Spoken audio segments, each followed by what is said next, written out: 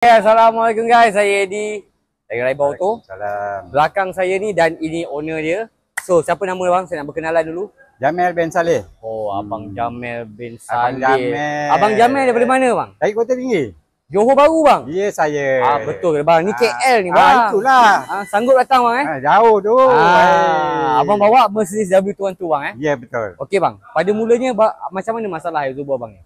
Dia Exobo dia sangat memang tak sedap lah. Bunyinya. Bunyi bila kita langgar bumping tu kan. Dia akan sagat gitu. Oh, ya ke. Okey. So bila Abang Jamil datang, saya ambil kereta Abang Jamil, saya test depan dia ada bunyi bang Betul. So bila ada bunyi tu saya bawa pun rasa melayang, betul tak bang? Melayang, betul. So saya masuk dekat tester machine, kita test depan kiri, depan kanan, belakang kiri, belakang kanan. You guys boleh nampak depan kiri 26, depan kanan 28. Belakang kiri 26 dan belakang kanan dah berpuluh-puluh lah. So bacaan dia terlalu tinggi, betul tak bang? So, tak sama lah.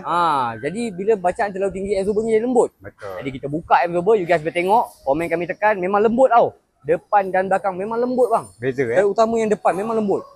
Jadi untuk mempercepatkan proses, sebab abang orang Johor, sebab kereta ni mesti lagi nak naik remap. So sebabkan nak cepat, kita adakan ready stock.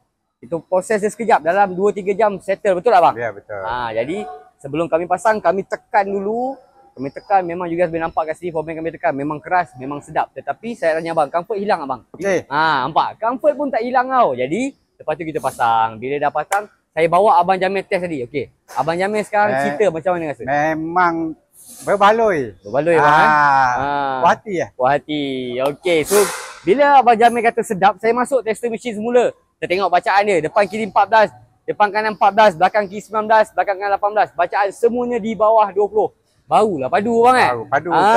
So itulah dia untuk Mercedes W212 tahun berapa bang? Tahun 2012. 2012. Tapi kereta dia smart gila. Sekejap lagi kita akan naik remap, tetapi dalam video seterusnya. Okey, so itulah dia result untuk W212. Terima kasih banyak bang. Sekejap lagi kita jumpa untuk remap, okey? Kereta orang tua dia. Bukan orang tua, orang lama. Okey.